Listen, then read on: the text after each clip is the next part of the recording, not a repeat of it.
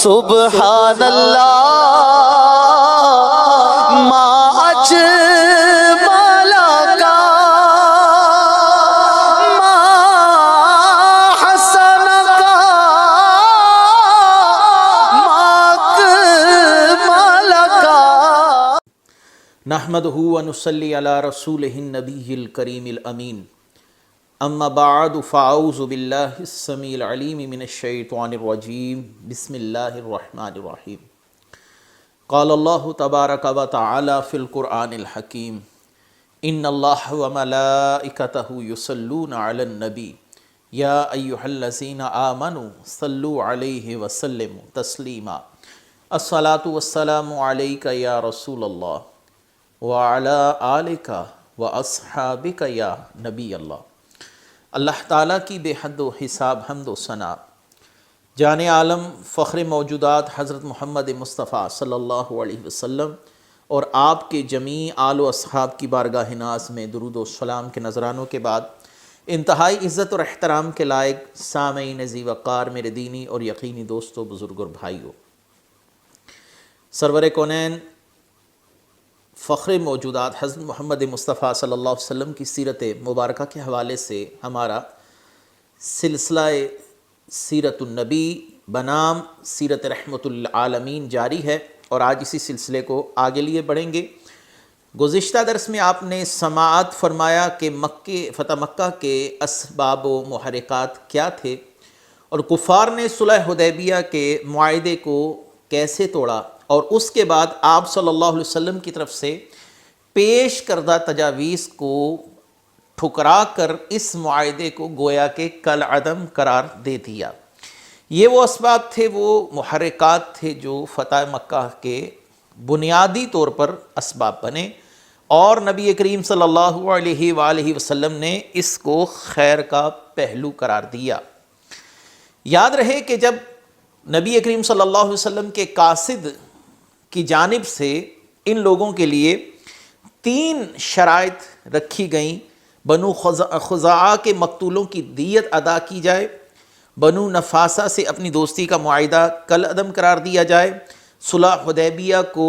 اعلانیہ طور پر کالعدم قرار دیا جائے۔ ان تینوں شرائط میں سے کسی ایک شرط کو قبول کیا جائے۔ سیدنا زمرہ رضی اللہ تعالی عنہ یہ شرائط لے کر مکہ پہنچے،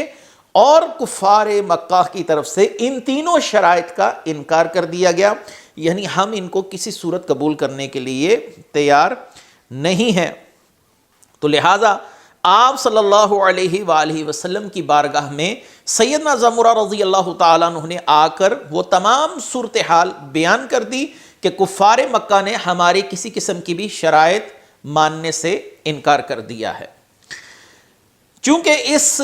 معاہدے کے انکار کے وقت یا ان 3 شرائط کو ٹھکراتے وقت ابو سفیان وہاں پر موجود نہ تھے، اور ابو سفیان تک جب یہ بات پہنچی تو انہیں کافی فکر لاحق ہوئی کہ اب یقیناً نبی کریم صلی اللہ علیہ وسلم ان شرائط کو کالعدم قرار دینے کے بعد کسی وقت بھی مکہ پر حملہ آور ہو سکتے ہیں، اور آپ صلی اللہ علیہ وآلہ وسلم اپنے دوست قبائل کی مدد کے لیے کسی وقت بھی یہاں پر تشریف لا سکتے ہیں۔ لہذا ابو سفیان کو جب ان حالات کا یقین ہوا، نبی کریم صلی اللہ علیہ وسلم اپنے مظلوم دوستوں کی مدد کے لیے فوری اقدامات کریں گے،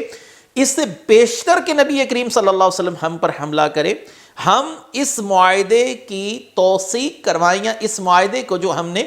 کالعدم قرار دیا ہے رسول اللہ صلی اللہ علیہ وسلم کی بارگاہ میں جا کر عرض کی جائے کہ اس معاہدے کو بحال رکھا جائے، برقرار رکھا جائے، ہم اس کو کالعدم قرار نہیں دینا چاہتے۔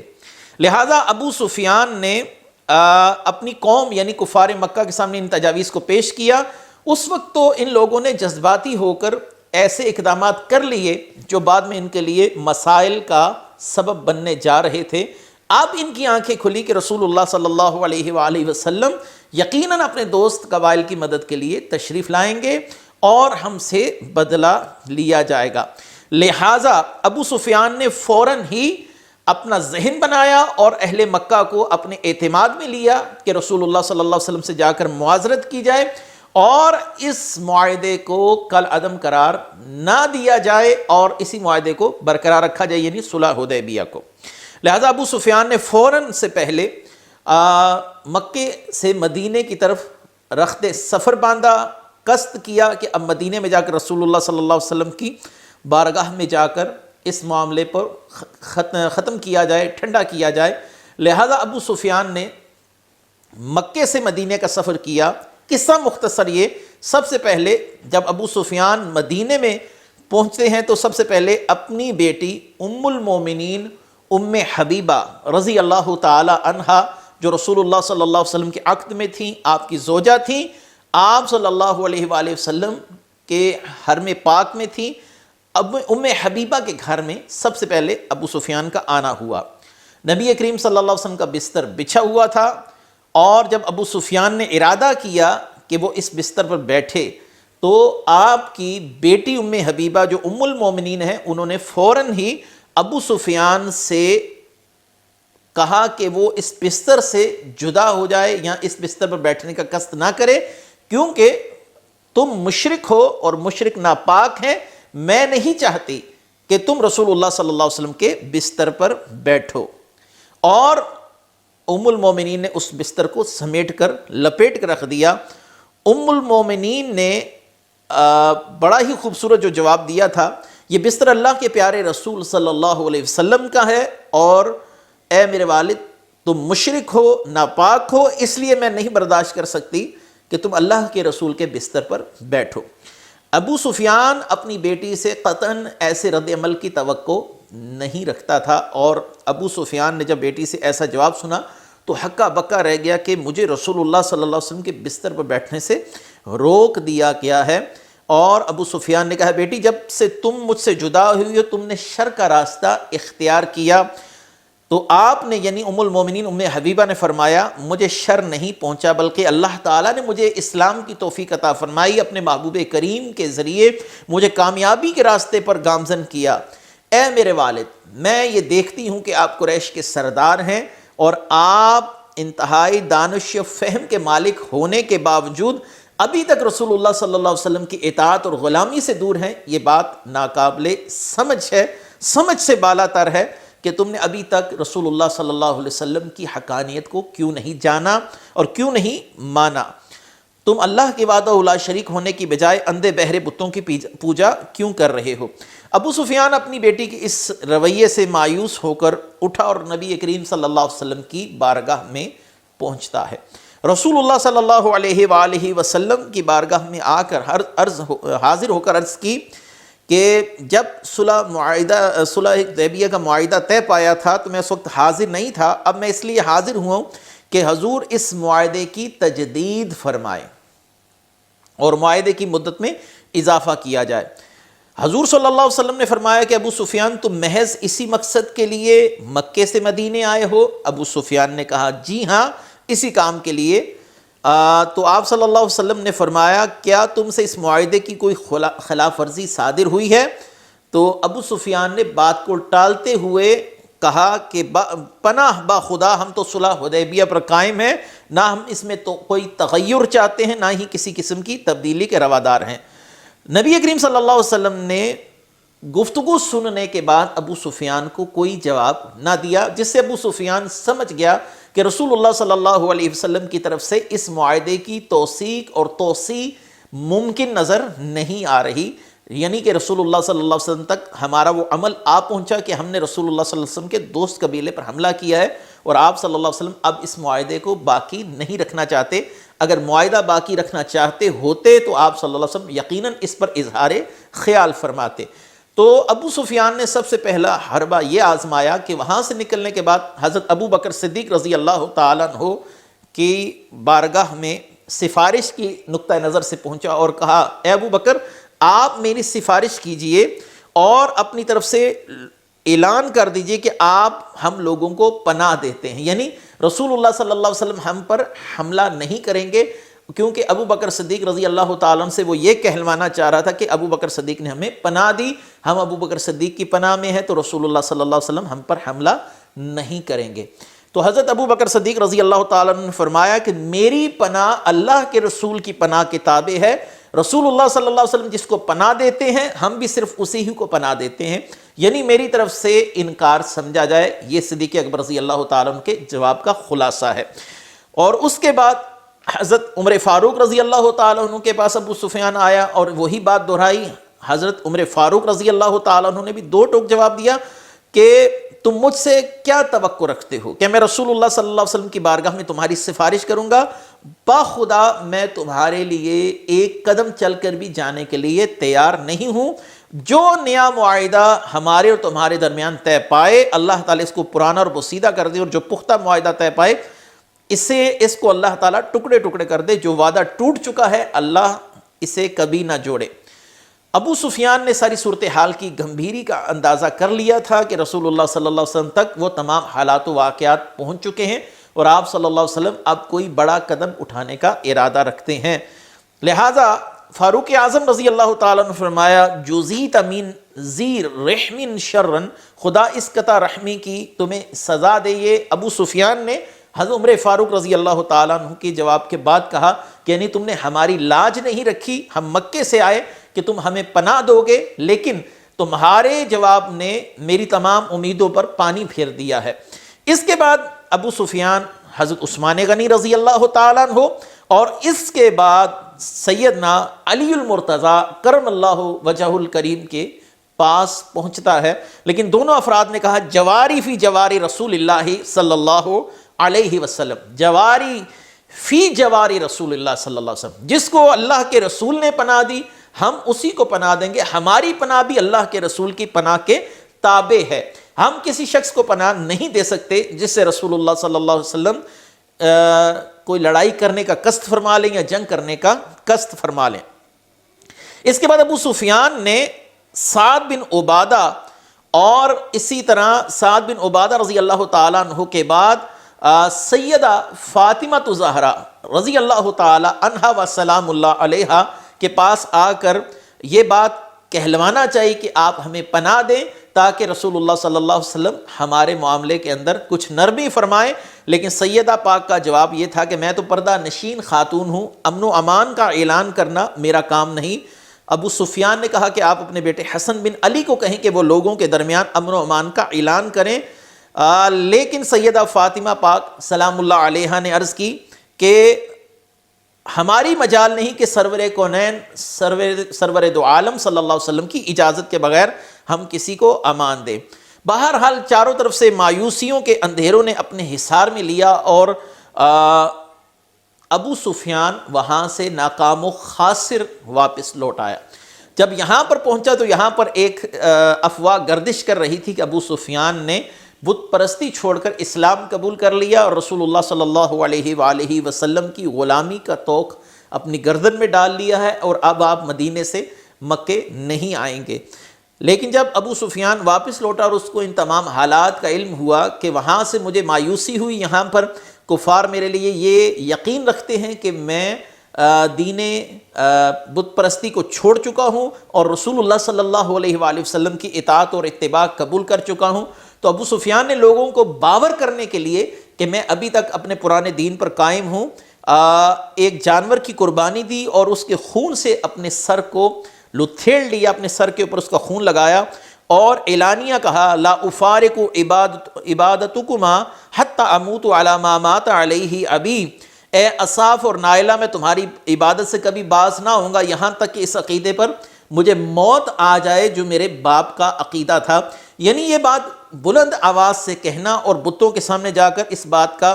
اعلان کرنا، یہ گویا اہل مکہ کی اس غلط فہمی کو دور کرنے کے لیے تھا کہ ابو سفیان مسلمان ہو چکا ہے، لیکن ابو سفیان نے بتوں کے سامنے آ کر برملا اقرار اور اظہار کر دیا کہ میں اصاف اور نائلہ کی پرستش کو مرتے دم تک نہیں چھوڑ سکتا۔ بہرحال یہ صورتحال تھی کہ اہل مکہ کو ابو سفیان نے آ کر تمام معاملات کی تفصیلات سے آگاہ کیا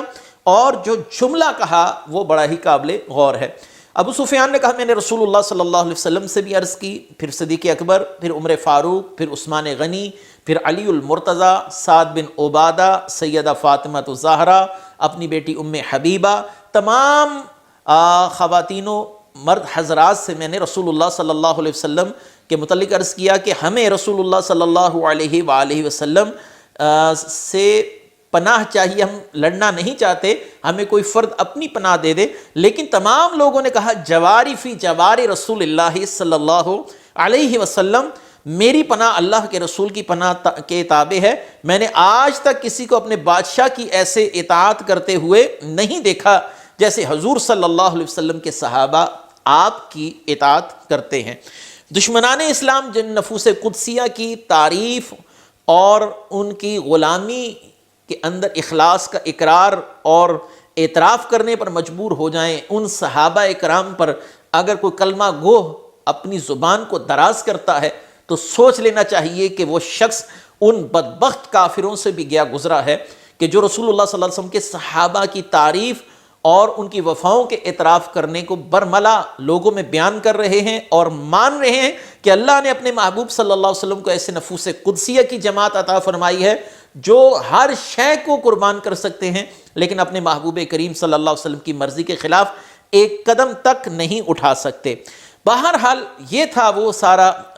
احوال کہ ابو سفیان کو کیسے ناکامی کا سامنا کرنا پڑا. اب اگلا قدم کیا تھا رسول اللہ صلی اللہ علیہ وسلم کا؟ مکہ پر حملہ کرنا اور اہلیان مکہ کو اس حملے کی خبر تک نہ ہونے دی جائے. یہاں پر ایک ایسی پالیسی کی ضرورت تھی کہ تمام مسلمان یکجا ہو کر مشاورت بھی کریں اور اس مشاورت کے بعد جنگی جو اقدامات ہیں اور اپنی جنگی حکمت عملی ہے اس کو طے کرنے کے بعد مکے پر اس طریقے سے حملہ کیا جائے کہ اہلیان مکہ کو کانو کان اس بات کی خبر نہ ہو سکے. تو آپ صلی اللہ علیہ وسلم کا معمول مبارک تھا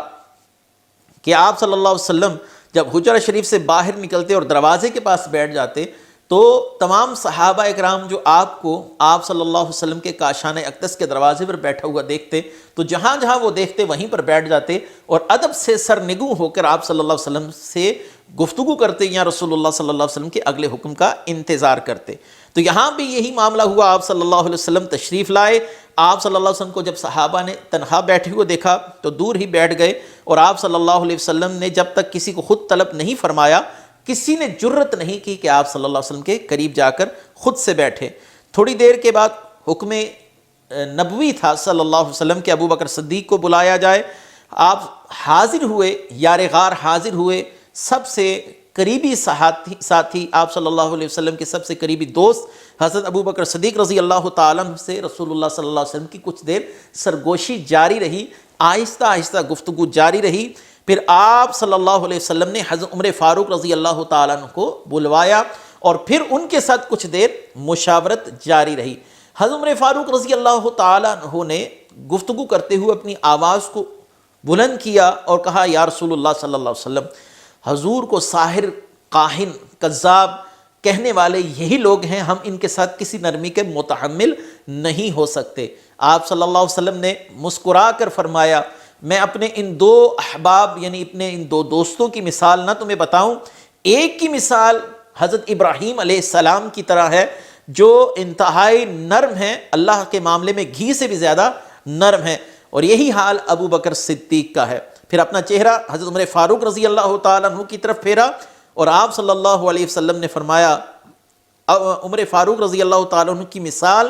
اللہ کے معاملے میں پتھر سے بھی زیادہ سخت ہے اور یہ نوح علیہ السلام کی مثل ہیں. یہی حال عمر کا ہے. اب تم لوگ جنگ کے لیے پوری طرح تیار ہو جاؤ، ایک دوسرے کے ساتھ تعاون کرو. مجلس برخاست ہو گئی. لوگ حضرت ابو بکر صدیق رضی اللہ تعالیٰ عنہ سے سوال کرنے لگے کہ آپ نے کیا رائے دی تھی؟ تو حضرت عمر فاروق رضی اللہ تعالیٰ عنہ کی رائے تو خیر سامنے آ گئی. حضرت عمر فاروق رضی اللہ تعالیٰ عنہ کی رائے پر ہی رسول اللہ صلی اللہ علیہ وسلم نے جنگ کا اعلان فرمایا. لیکن حضرت ابو بکر صدیق کی رائے یہ تھی کہ یا رسول اللہ وہ سب آپ کی قوم کے افراد ہیں، ان پر حملہ کرنا مناسب نہیں ہے. پھر حضرت عمر فاروق رضی اللہ تعالیٰ عنہ سے رسول اللہ نے مشاورت فرمائی تو آپ نے ان لوگوں پر حملہ کرنے کی تجویز پیش کی جسے رسول اللہ صلی اللہ علیہ وسلم نے قبول فرما لیا. ابو سفیان کے مکہ میں آنے کے چند روز بعد ہی نبی کریم صلی اللہ علیہ وسلم نے حضرت عائشہ کو حکم دیا کہ جنگ کا سامان تیار کیا جائے اور اس کے بارے میں کسی کو خبر نہ ہونے دی جائے. نبی کریم صلی اللہ علیہ وآلہ وسلم دعا کر رہے تھے اے اللہ اہل مکہ کو ہمارے بارے میں بہرا اور اندھا کر دے، یعنی انہیں ہمارے آنے کی خبر نہ ہو اور ہم یک لخت ان کے سروں پر جا پہنچے اور ان کے کیے گئے ظلم کا بدلہ ان سے لیا جائے۔ نبی کریم صلی اللہ علیہ وسلم نے انتہائی احتیاط کے ساتھ مدینہ طیبہ کے تمام راستوں پر پہرے دار مقرر کیے، اور یہ حکمت عملی اس لیے تھی کہ مسلمانوں کے آنے کی خبر اہل مکہ تک نہ پہنچے، اور یا اہل مکہ کا کوئی آتا جاتا قافلہ ان تک اس خبر کو نہ پہنچائے کہ رسول اللہ صلی اللہ علیہ وسلم بما صحابہ کرام کے ایک جمع غفیر مکے پر حملے کے لیے تشریف لا رہے ہیں۔ اہل مکہ کا یہ جو معاملہ ہے، اس معاملے کا ایک اہم پہلو بھی ہے کہ اس معاملے کو انتہائی خفیہ رکھا گیا ہے۔ لیکن اب سوال یہ ہے کہ اس معاملے کو اگرچہ خفیہ رکھا گیا تو یہاں پر ایک خاص واقعہ بھی رونما ہوتا ہے۔ ایک بدری صحابی ہیں جن کا نام ہے حاطب بن ابی بلتع رضی اللہ تعالی عنہ۔ نبی مکرم صلی اللہ علیہ وسلم نے جب مکہ مکرمہ پر حملے کی تیاری مکمل کی تو حاطب بن بلتع نے ایک خصوصی خط لکھا اور ایک خفیہ خط لکھا اہل مکہ کے نام پر کہ رسول اللہ صلی اللہ علیہ وسلم ایک جمع غفیر کے ساتھ حملے کے لیے تشریف لا رہے ہیں۔ اور اس خط کا متن کیا ہے؟ اس خط کو امام صالحی نے سبل الہدیٰ میں اور علامہ حلبی نے السیرۃ الحلبیہ کے اندر نقل فرمایا۔ میں اس کے الفاظ پڑھتا ہوں۔ ان رسول اللہ صلی اللہ علیہ وسلم قد توجہ الیکم بجیش کاللیل یسیر کالسیل واقسم باللہ لو سار الیکم وحدہ لنصرہ اللہ تعالی علیکم فانہ منجز لہ ما وعدہ فیکم فان اللہ ناصرہ وولیہ۔ رسول اللہ صلی اللہ علیہ وسلم حملے کے لیے تمہاری طرف متوجہ ہو گئے ہیں، آپ کے ساتھ لشکر رات کی مانند ہے، وہ سیلاب کی طرح رواں دواں ہے۔ میں اللہ کی قسم کھا کر کہتا ہوں اگر تنہا رسول اللہ صلی اللہ علیہ وسلم بھی تم پر چڑھائی کریں تو اللہ تعالیٰ اپنے رسول کی مدد فرمائے گا اور اپنے وعدے پورے فرمائے گا۔ بے شک اللہ تعالیٰ اپنے نبی کا مددگار اور دوست ہے۔ یہ جو خط تھا، اس خط کا علم کسی شخص کے پاس نہیں تھا کہ حاطب بن بلتع نے یہ خط اہل مکہ کے نام پر لکھا ہے، لیکن اللہ تعالیٰ کی طرف سے رسول اللہ صلی اللہ علیہ وسلم کو اس خط پر آگاہ کر دیا گیا، اور آپ نے حضرت علی رضی اللہ تعالی عنہ کے ساتھ دو مزید صحابہ اکرام یعنی حضرت زبیر بن عوام اور مقداد بن اسود کو طلب فرمایا اور انہیں حکم دیا کہ ایک خاتون اس خط کو چھپا کر اہل مکہ کی طرف لے کر جا رہی ہے، تو اس خاتون سے اس خط کو نکلوایا جائے۔ بہرحال ان صحابہ نے اس خاتون کو گرفتار کر لیا اور اس سے خط کو برآمد کر لیا گیا، اور اس خط کو رسول اللہ صلی اللہ علیہ وسلم کی بارگاہ میں پیش کیا گیا۔ رسول اللہ نے اس خط کے متعلق حاطب بن بلتع سے جواب طلبی فرمائی کہ آپ نے یہ خط اہلیان مکہ کو کیوں لکھا اور ہمارے اس منصوبے پر اہلیان مکہ کو آگاہ کیوں کیا۔ حاطب بن بلتع رضی اللہ تعالی عنہ کا کہنا یہ تھا کہ یا رسول اللہ صلی اللہ علیہ وسلم، میرا مکہ میں کوئی قریبی رشتہ دار نہیں ہے جو ان حالات میں میرے اہل و عیال کی خبر گیری کرے۔ میں نے یہ خط لکھ کر ان پر ایک احسان کیا تاکہ وہ اس احسان کے بدلے میرے اہل و عیال کا خیال کریں۔ رسول اللہ صلی اللہ علیہ وسلم نے حاطب بن بلتع کے اس عذر کو قبول فرمایا اور آپ نے فرمایا وَإِنَّهُ قَدْ صَدَقَكُمْ، حاطب نے تمہیں سچی بات بتا دی ہے۔ حضرت عمر فاروق رضی اللہ تعالیٰ عنہ اس تمام معاملے سے کافی نالاں تھے، اور وہ حضرت حاطب بن بلتع رضی اللہ تعالیٰ عنہ کے متعلق شدید جلال کے عالم میں تھے۔ آپ نے اپنی تلوار نکال کر کہا یا رسول اللہ صلی اللہ علیہ وسلم، اگر حکم دیں تو میں حاطب بن بلتع رضی اللہ تعالیٰ عنہ کی گردن اتار دوں۔ یہ منافق شخص ہے، اس نے ہمارے منصوبے پر دشمنوں کو آگاہ کرنا چاہا۔ تو آپ صلی اللہ علیہ وسلم نے فرمایا نہیں، حاطب بن بلتع بدری صحابی ہیں اور غزوہ بدر میں شریک ہونے والے مجاہدین کے خلوص اور جذبہ جانثاری کو دیکھ کر اللہ تعالیٰ نے ان کے متعلق فرمایا تھا اعملوا ما شئتم قد غفرت لکم، اللہ تعالیٰ نے تمہیں معاف کر دیا ہے، اب تم جو چاہو کرو۔ یہ سن کر حضرت عمر فاروق کی آنکھوں میں آنسو تیرنے لگے اور عرض کی اللہ ورسولہ اعلم۔ اس وقت اللہ تعالیٰ نے سورہ الممتحنہ کی پہلی 3 آیات کا نزول فرمایا۔ بہرحال رسول اللہ صلی اللہ علیہ وسلم کا قافلہ مکے کی طرف اب گامزن ہوا، اور راستے سے مجاہدین و انصار کی ایک بہت بڑی تعداد رسول اللہ صلی اللہ علیہ وسلم کے ساتھ شامل تھی، اور اسی عالم نے رسول اللہ صلی اللہ علیہ وسلم کے چچا جناب عباس رضی اللہ تعالیٰ عنہ جو اسلام قبول کر چکے تھے لیکن فی الوقت مکہ میں خاموشی سے زندگی بسر کر رہے تھے، وہ بھی جب مکے سے نکل پڑے، یہاں سے رسول اللہ صلی اللہ علیہ وسلم مدینہ سے تشریف لے جا رہے تھے، تو راستے میں جناب عباس رضی اللہ تعالیٰ عنہ اور رسول اللہ صلی اللہ علیہ وسلم کی ملاقات ہوئی۔ تو رسول اللہ صلی اللہ علیہ وسلم نے فرمایا، یہ رسول اللہ صلی اللہ علیہ وسلم کے حکم پر ہی مکے میں تشریف فرما رہے، اگرچہ اسلام قبول کر چکے تھے۔ رسول اللہ صلی اللہ علیہ وسلم کا ان کو فرمانا تھا، یا عمی اقیم مکانک الذی انت فیہ، اے میرے چچا آپ جہاں ہیں وہیں ٹھہرے رہیں، کیونکہ آپ کی ہجرت کے ساتھ سلسلہ ہجرت اختتام پذیر ہوگا، جس طرح میری آمد نے نبوت کے سلسلے کو ختم کر دیا۔ تو بہرحال راستے میں ان کی ملاقات ہوئی، یہ بھی نبی کریم صلی اللہ علیہ وسلم کی معیت میں ہی مدینہ سے مکہ کی طرف لوٹے۔ اب یہ ماہ رمضان تھا، اور ماہ رمضان میں رسول اللہ صلی اللہ علیہ وسلم کی طرف سے صحابہ کو اس بات کا اختیار دیا گیا تھا، جو صحابی چاہے روزہ رکھے اور جو چاہے روزہ نہ رکھے، چونکہ یہ مسافر تھے اور مسافر کے لیے اس میں تخفیف رکھی گئی ہے رمضان کے مہینے کے اندر۔ تو بہرحال یہ سفر آگے جاری رہا، آگے حالات و واقعات انشاءاللہ اگلے درس میں لے کر ہم پھر ایک دفعہ پیش ہوں گے۔ اللہ تبارک و تعالی اپنے محبوب کریم صلی اللہ علیہ وسلم کی حیات مقدسہ سے ہمیں بھی نور ہدایت نصیب فرمائے۔ وآخر دعوانا ان الحمدللہ رب العالمین۔ سبحان اللہ ما اجل